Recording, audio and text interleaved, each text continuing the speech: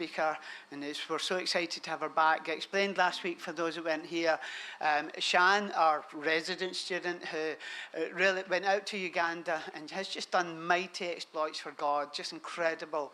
Well, it's my joy for Joyce to be one of our ex-students, to have gone out, and her and her husband Donry to have just achieved so much out in Gabon. I'll let you tell her story. So let's just give Joyce a warm welcome, and I'll go and sort out our slides. Thank you. Yeah, lovely. So over to you, Joyce, and I'll go and sort out your slides. I just want to keep hugging this man. And Debbie, so, you have to read the Bible verse. Oh, we got too excited. I know. Don't worry, once you meet Joyce, you will never forget Joyce. Okay, then. In a good way. Yes, in a good way. Okay, then. So we're going to read the majority of chapter 6, but just for the sake of time, we've reduced it a little bit. So Judges chapter 6. The Israelites did evil in the eyes of the Lord, and for 7 years he gave them into the hands of the Midianites. Because the power of the Midian was so oppressive, the Israelites prepared shelters for themselves in mountain clefts, caves, and strongholds. Whenever the Israelites planted their crops, the Midianites, Amalekites, and eastern people invaded the country. They camped on the land and ruined the crops all the way to Gaza, and did not spare a living thing for Israel, neither sheep nor cattle nor donkey. They came up with their livestock and their tents like swarms of locusts. It was impossible to count them or their camels. They invaded the land to ravage it. Midian so impoverished the Israelites that they cried out to the Lord for help. I'm hoping now I have another slide. Joyce, you need to move me on. Okay, or James will do that. Thank you. We're hoping this will work. Point it back away, Joyce. We'll sort that out. James, just give me the next slide and we'll sort out the clicker. The angel of the Lord came and sat down under the oak in Ophrah, that belonged to Joash the Abizrite, where his son Gideon was threshing wheat in a winepress to keep it from the Midianites. And when the angel of the Lord appeared to Gideon, he said, "The Lord is with you, mighty warrior." "Pardon me, my Lord," Gideon replied. "But if the Lord is with us, why has all this happened to us? Where are all his wonders that our ancestors told us about when they said, did not the Lord bring us out of Egypt? But now the Lord has abandoned us and given us into the hand of Midian." The Lord turned to him and said, "Go in the strength you have and save Israel out of Midian's hand. Am I not sending you?" "Pardon me, my Lord," Gideon replied, "but how can I save Israel? My clan is the weakest in Manasseh, and I am the least in my family." And the Lord answered, "I will be with you, and you will strike down all the Midianites, leaving none alive." So Gideon built an altar to the Lord there and called it "The Lord is Peace."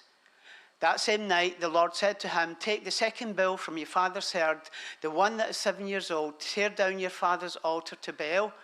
Okay then. And just escape or continue or escape. That's okay. Joyce, don't panic. We will sort this out. Okay then. Lovely. That same night, the Lord said, "Take the second bull from your father's herd, the one 7 years old, and tear down your father's altar to Baal and cut down the Asherah pole beside it.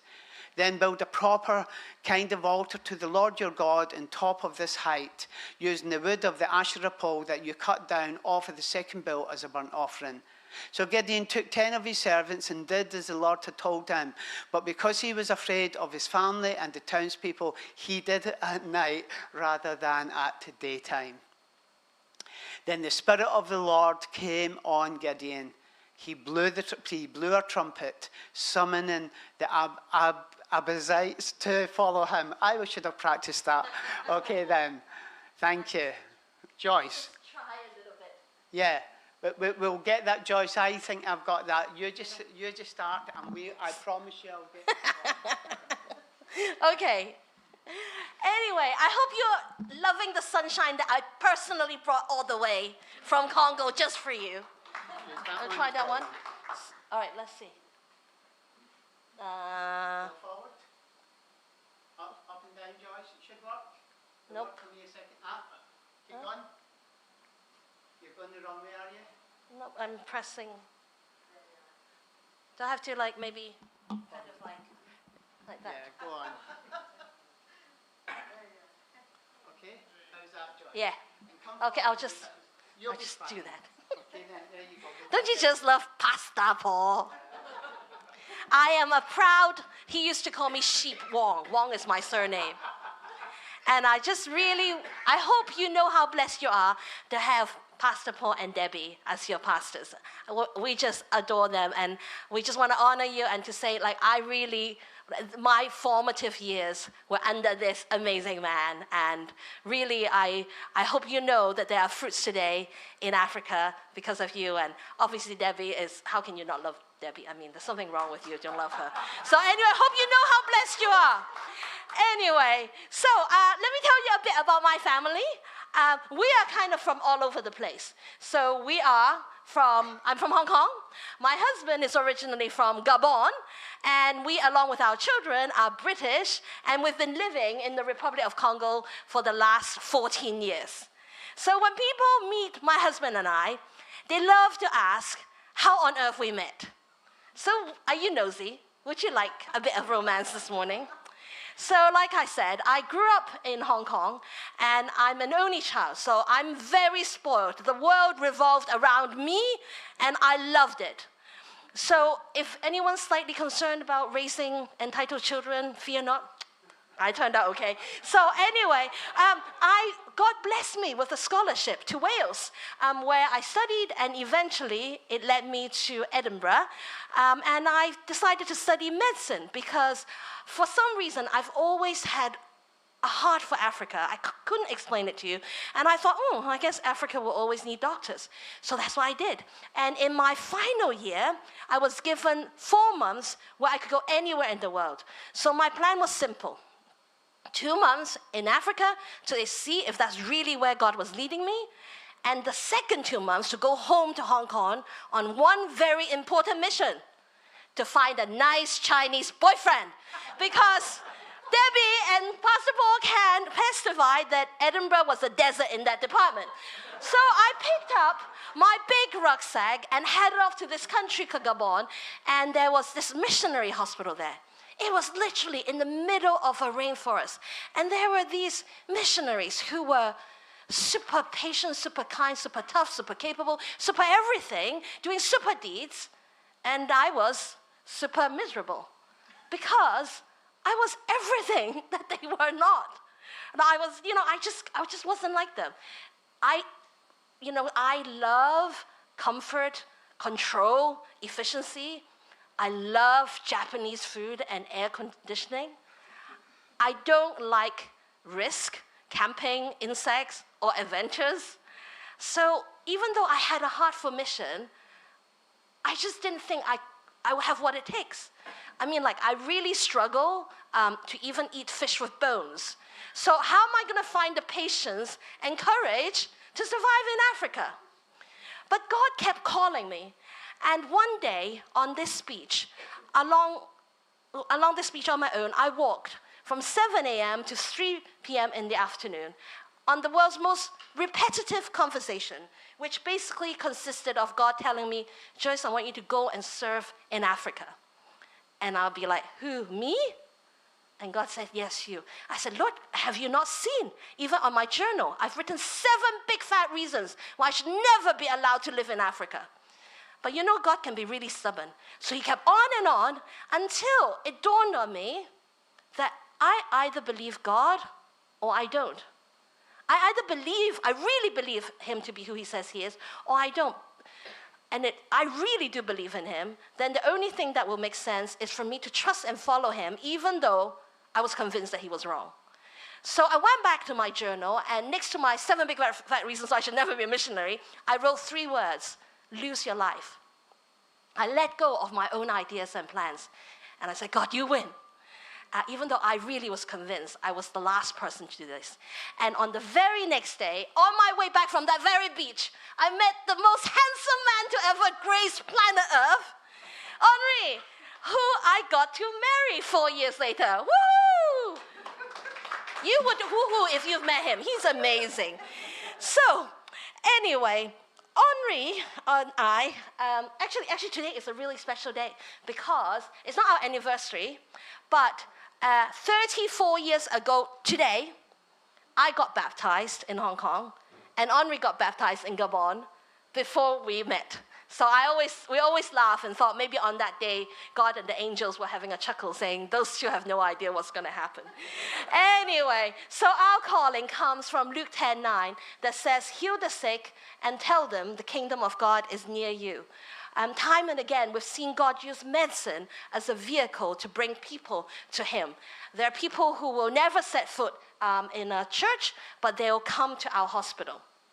So I just want to spend a few minutes to show you the history of what God has done so far. So someone told me that the word history can be thought of as his story. And that is God's story. Everything that you see, it is because God's the one himself who wrote it.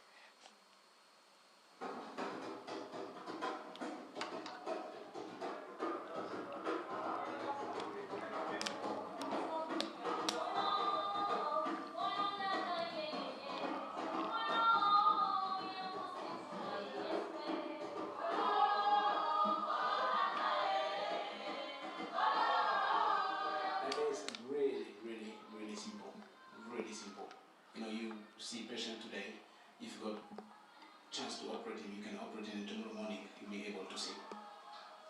Very, very simple. Amazing. When someone can see again, the whole life is transformed. Their lives are transformed, and their families' lives are transformed, sometimes even the community. It's something really tangible. So for us, yes, it is probably a bit crazy to go, but it's crazier to know that we can do something about it and not do it. So we're a charity that's registered in Hong Kong and the UK. In 2012, we left the UK and moved 110 boxes to start consultations under a tree, and then into a little office, and then we converted an old classroom, and then we ran out of space, so we added a little extension, and that was the area's first eye surgical center. And then in 2019, God moved us to this new town called Wesso, where we are today. And there we first started our clinic within the government compound so that the community would trust us right away. And then we ran out of space, so we converted 3 apartments into an eye center. And then we ran out of space, so we added another 2 apartments.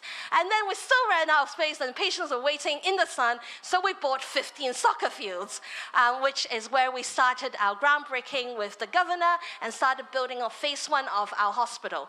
And it's just been, if you've ever been to Africa, you will know that is an act of God, because it's really not easy to have something done like that. So the bulk of our work is obviously clinical consultations, but when we do have time, we do go into the villages because it might be hard for people to get to us. And you'll see this screening was like in 3 days we saw 592 patients, and only 3 of them did not have eye problems. We're also very proud. This is our oldest daughter. She's the one who learned how to make eyeglasses, and then taught us and wrote a manual and trained everybody. So God really can use all of us, no matter what age we are. And we're extremely proud that our patient feedback has been 100% today. Yes! That was last year. And it's just so wonderful to have this space where we can welcome patients to come. And we're slowly evolving into a general hospital. We need dentists and other specialties. So if you know anybody who's interested in mission, whether or not they're medical or non-medical, we need them. So this is a village scene where the whole village, all 300 more of them, had conjunctivitis at the same time. So because a lot of them, they don't have access to water or soap or anything like that. So here's a program that was also started during COVID, actually by our 3 kids. And it's a magazine that grew, and now we partner with over 40 schools, and we have the opportunity to share the gospel 3 times a year through their magazine to over 22,000 families. We work in, then that work has grown into summer camps, English cafes, etc. And obviously, a work like this, we must partner with the local community, and we're trying to raise the local church. So our courses are both in medical work and non-medical work. They can range from like a day seminar to a few days, to a few weeks, to a few years. And we're really privileged that the Minister of Health and the director of all the hospitals in the countries trust us so much that they actually send their doctors and nurses and other clinical professionals to get training at our site. These are some of the photos to show you the support that God's... If I'm here to tell you how God opened all these crazy doors with government officials, your jaw will be like on the floor, because God is just so amazing. And it's all because of support from churches like you, schools, organizations. And then the next few photos, take note, especially if you have a heart for children and young people, it's for children and youth in York, because it's about empowering young people to see the needs of the world and use what God's given them to make a difference. And finally, just a couple of slides to show you some of the many visitors we've received over the years. They're a vital part of our work. We're all about wanting to invite you. If you're looking at this, you're like, oh, I fancy a trip there, then please talk to me afterwards.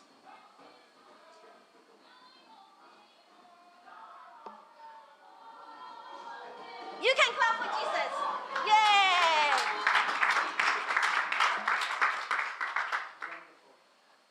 Let's see. Can we get to the next slide? Oh, were you playing? What's happened there? Oh, yeah. So you can see that photo just now, like we really have a big piece of land. And the reason we have such a big piece of land is we have a dream to make space for people to come do what God's placed in their heart. So we really do need, please pray with us. We need clinical people, non-clinical people, administrators, and we're growing slowly from an eye-focused ministry into a general hospital. Our biggest need is for a handyman. We need chaplains. We need people to come run the children's ministry, because that's like a whole thing on its own. And just logistics, if you know how to, if you think that you don't have anything to give, you come talk to me and you'll be like, oh, she's a slave driver. She's got so many things for me to do. I just want to, our kids love home videos. So I'm getting to our sermon now. So anyway, this is our youngest one, and let's see if we'll play. Will it play? There we go.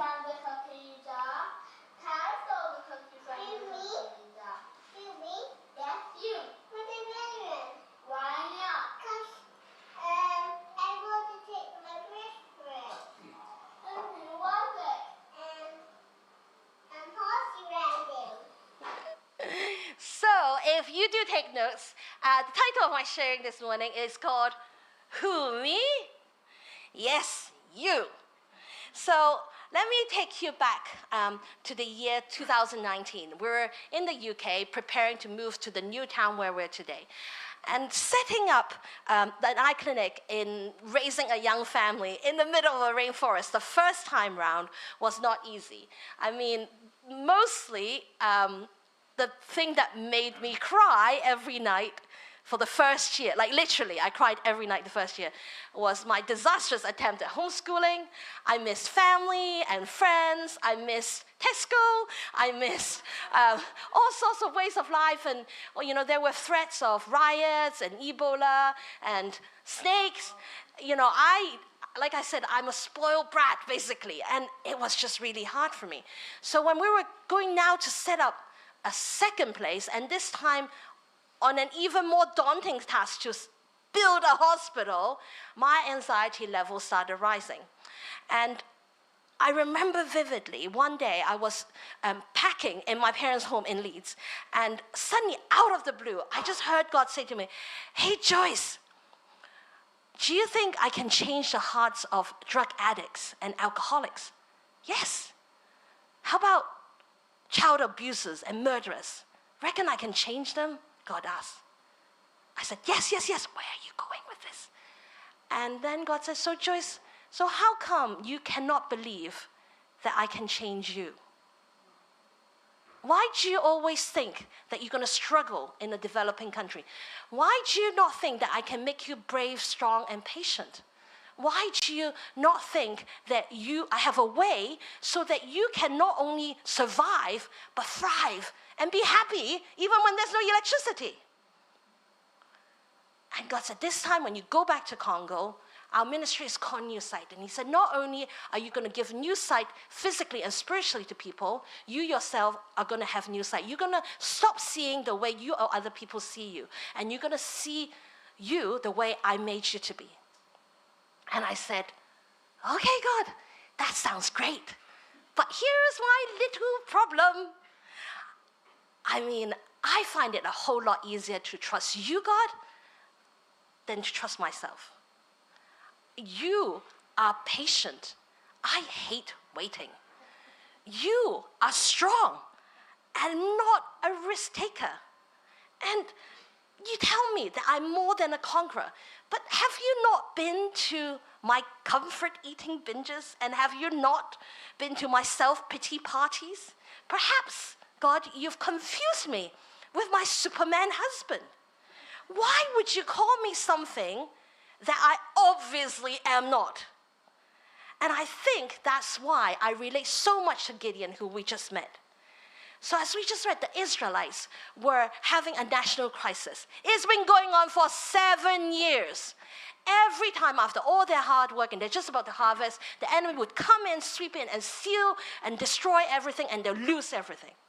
And I just wonder if anyone here has ever had that thing that keeps coming back to you again and again, and the same problem again and again, and you just think, it is what it is. That's just the way things are. But it's not just the food the enemy stole. They stole their peace, their identity, their security.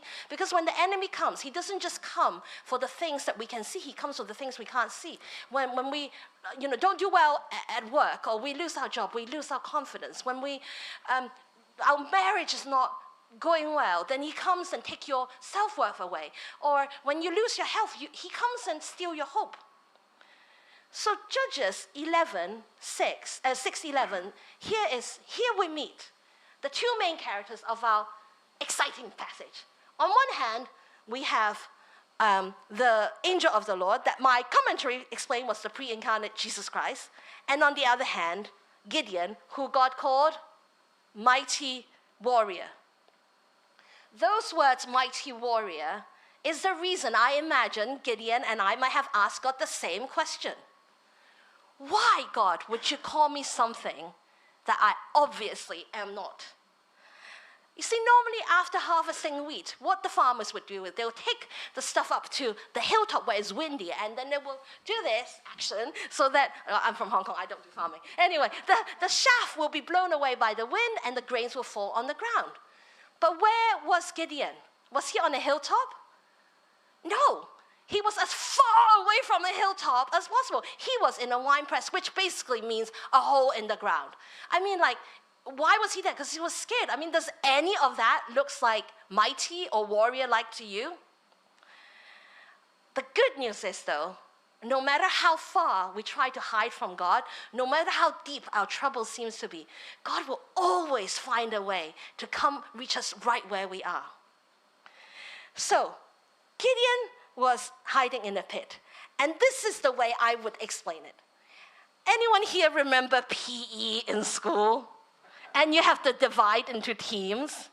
Well, you're going to pick the fastest, strongest, most skillful player, aren't you? Right?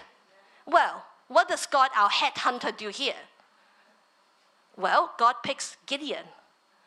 Well, the problem with Gideon is, not only is he the least in his skills, he's actually never played the game before. He doesn't know the rules of the game. And worst of all, you know what's the worst thing about Gideon picking him? That guy, he doesn't even want to play. I mean, seriously, God, you picked this guy to be your star player to go set a nation free? Now, the Bible doesn't say what went through Gideon's head when God called him a mighty warrior. But if it had been me, I would for sure say, who, me? Seriously? No one's in my family's ever done that. Who, me? No, I've just never done anything like that. And besides, I tried the last time and it didn't really quite work out. Who, me? Who, me? I'm just not made that way. I've never been like that. Maybe somebody else. That's not me. I don't think. I wouldn't want to. I don't want to lick anyone down. And God says, yes, you. Don't get me wrong. Self-awareness is important. But it can become a trap when we take our observations about ourselves as our identity, our destiny, and even excuses. When you and I consider trying something, I don't know about you, I go and look at my competency test, my CV, my bank account, who do I know that I can call? But God doesn't call us according to our past or our performance. God calls us according to our potential. In fact, he calls us things as though they are when they're not. Abram was childless, but God called him Abraham, the father of many nations. Simon was emotionally unstable, and God called him the rock. God saw the potential in Gideon. Gideon didn't see it, nobody saw it, but only God knows and could see it. Gideon didn't know that he was going to lead an army that's going to win one of the most spectacular battles ever.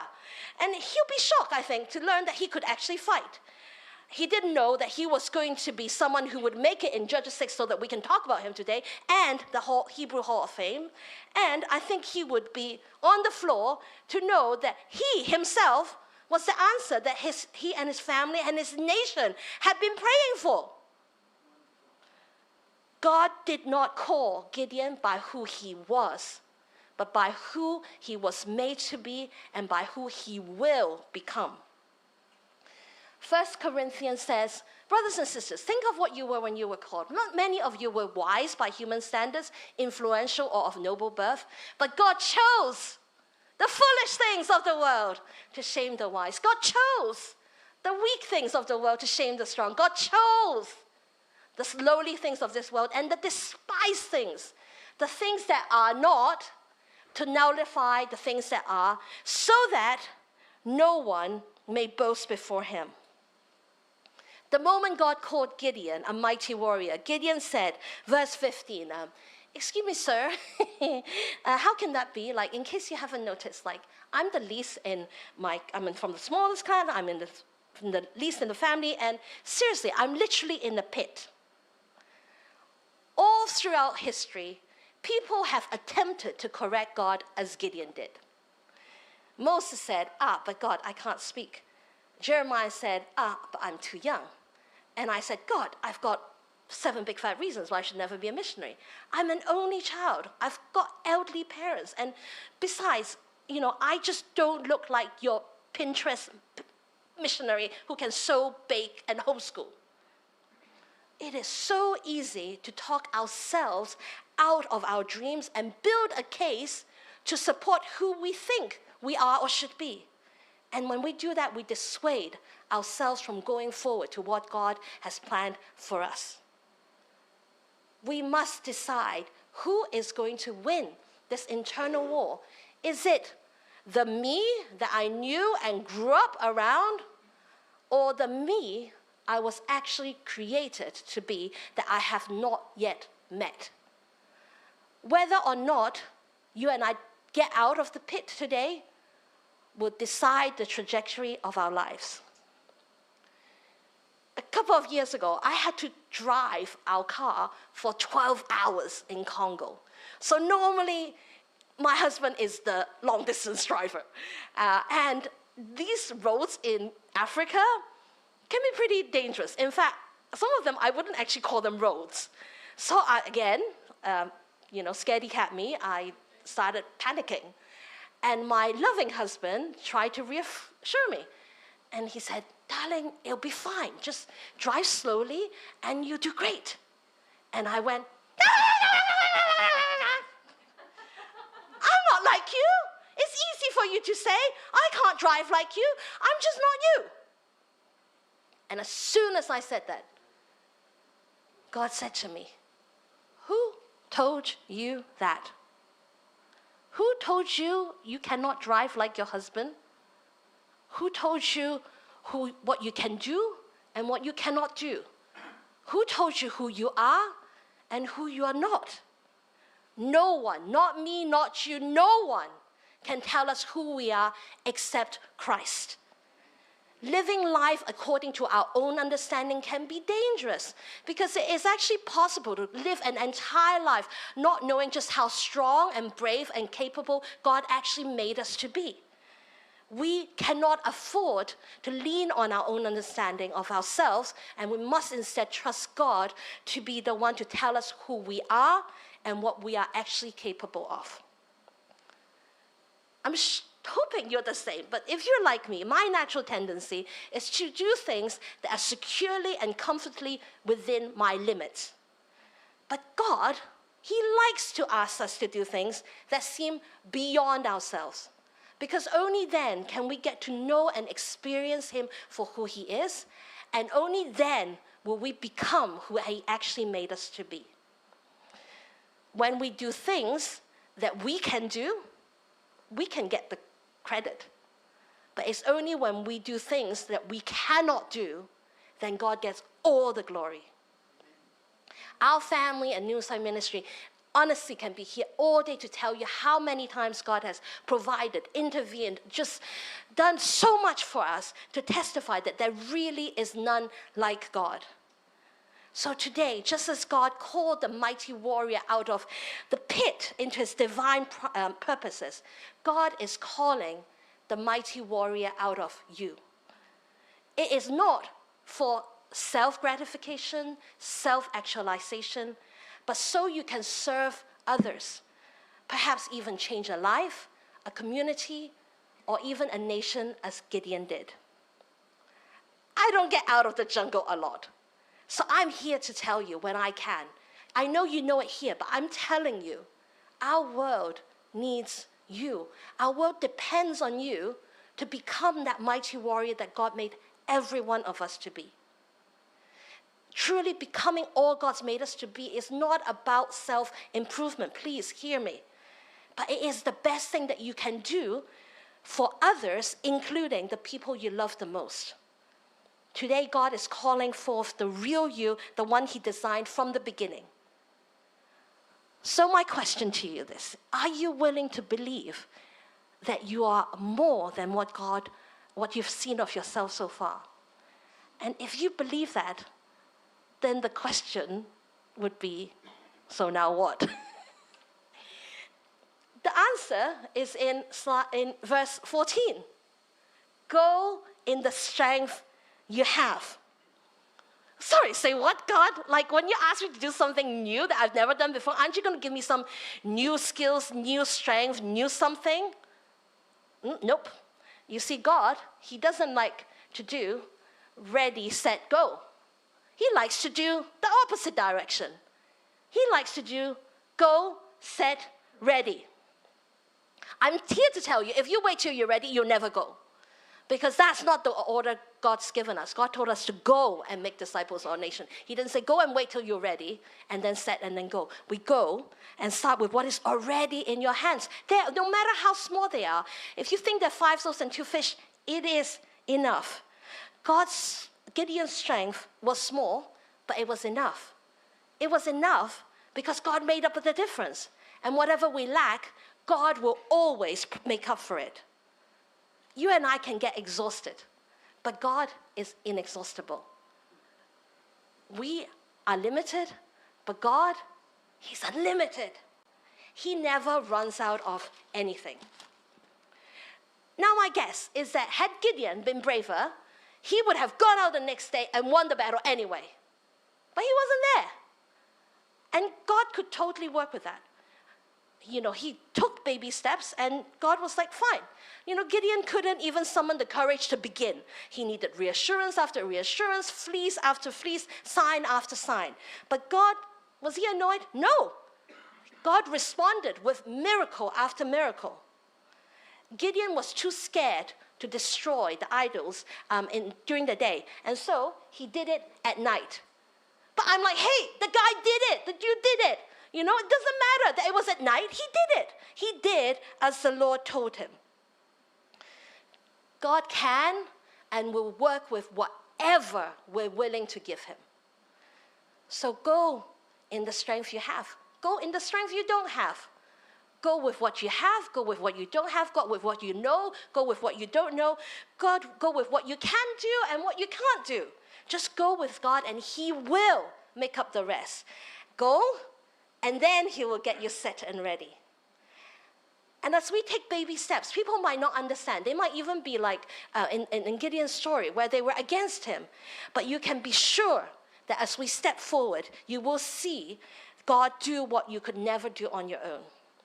The Bible puts it this way. The Spirit of the Lord came on Gideon. So God didn't give Gideon a box of new strength, new abilities or anything and say, all the best, buddy. God himself go with him. And that was why Gideon went and became the mighty warrior and freed the nation, because God himself will go with us.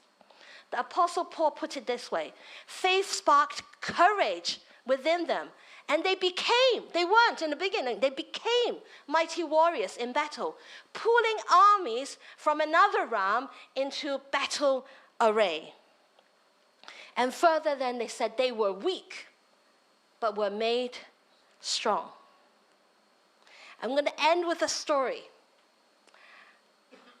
It was in Congo a few years ago, and it was a long day after the clinic, and my husband decided to get into a taxi to go home, and he's tired, okay? Imagine a tired person who's been operating all day. He was tired. Go into a taxi, and inside the taxi were other passengers, which is a very common way to share a cab. And so the driver said, I'm just going to drop the other passengers off, and then I'm going to drop you off. And my husband said, fine. So he started driving, and my husband was like, where is this guy going? He's taking me too far away. I just want to go home. And soon they were heading out of town. So my husband's sensing something wrong. He said, you know what, I'll pay you. Just let me get out. I'll take another taxi. And then at that, one of the passengers turned around to him and say, if you say anything else, we'll kill you. And they sped along the road and continued out of town towards the jungle. Further and further along, they were in the roundabout that my husband recognized. And when they were there, one of the other passengers turned to my husband, looked him up and down and said, hey, are you the guy who does eye surgery? And my husband said, yes. And he turned around to the other people and said, we shouldn't hurt this one. And then they started arguing in a dialect that is not from our local area. So my husband presumed that they were arguing about his faith. And while they were busy arguing, he quietly slipped his iPhone out of the window, hoping that someone would use that as a clue to find him. We know that it was already, there would be no phone signal where there was, so his phone was not useful for him anymore at that stage. So they drove further and further into the jungle. It got darker and darker. And about 3 hours later, they stopped the car. And they pushed my husband out of the car and said, get out. And my husband said that was the scariest moment in his life, because he thought for sure they're going to hurt him now, and he thought my life is going to end. And then, to his surprise, they said, today you go, but we know who you are, where your family lives, so if you report us, there'll be repercussion, but today you go. So while my husband was obviously relieved to be alive, now he found that these people had gone off with their car, and he finds himself in the middle of a jungle. It was pitch dark. You cannot see your own hand kind of dark. He didn't know where he was. He didn't know which direction to go. So what would you do? He just started walking anyway. He said he was paranoid that they would come back and hurt him, so he kept looking back as he walked, even though he didn't know where he was or which direction to go. And he said there was just no room to worry about gorillas, scorpions, snakes, or the likes. To this day, if you meet my husband, he cannot tell you how under such circumstances he managed to get back to that roundabout where he threw his phone away, and how he managed to use his foot to recover his iPhone with the screen protector intact. He looked at the phone, 2% battery. So he was like, there was no signal anyway, so he resisted the urge to turn the flashlight on, and he kept walking in the dark. Now we have a new picture of what it means to walk by faith and not by sight. He described that as the longest, darkest night of his life. Finally, about 6 in the morning, he finally got signal. He called and told us that he was safe, and soon afterwards, he got home. Obviously, he was tired. He had been walking for 12 hours. But who comes home unharmed after being kidnapped with his Apple Watch, his iPhone, and his wallet? Truly, God was with him that night. Since the abduction, we have understood the verse in a new way. My grace is sufficient for you, for my power is made perfect in weakness. Therefore, I will boast all the more gladly about my weakness, so that Christ's power may rest on me. That is why, for Christ's sake, I delight in weaknesses, insults, hardship, persecutions, difficulties. For when I am weak, then I am strong. It says, I delight in weaknesses, insults, hardships, persecution, difficulties. Have you ever seen that on a bookmark? Never. Who wants those things? Nobody. Our world sees weaknesses as something that is negative. But the Bible tells us that God bless all who depend on you for their strength. The weaker we are, the more we depend on God. And the more we depend on God, the more blessed we become. You know the Bible's, the Sunday school song, Jesus Loves Me, This I Know. I'm sure everybody knows this, right? And how does it end? They are weak, but He's strong. Is that true? It's true. But the Bible here actually says, for when I am weak, then I am strong. Who, me? I thought it's just God who's strong. No, us. God wants us to be strong. In every situation, you can tap into the power of the Almighty God. This power is the power that will set you free from sin, worries, anxieties, and anything that seek to hold you down. This power is the power that will enable you to become all that God's designed you to be. In Christ, we can become the parent, the spouse, the worker, the student, the minister, the mighty warrior that we long and desire to be. Today, God comes to you just as He came for Gideon. Today, God is giving you the same promise to be with you, no matter how low you feel, no matter how dark your night is. God is coming for you with the same calling to be a mighty warrior. You can stop arguing with God that your history and appearance is nothing like a mighty warrior, because your destiny is that of a mighty warrior. Today, God is calling you to 3 things. Will you come out of the pit and stop hiding? Will you let go of what stands between you and Him? And will you go and just make baby steps in the strength you already have today, knowing that God will always make up the difference? Who, me? Yes, you. Because when God calls you, He already knows who you will become.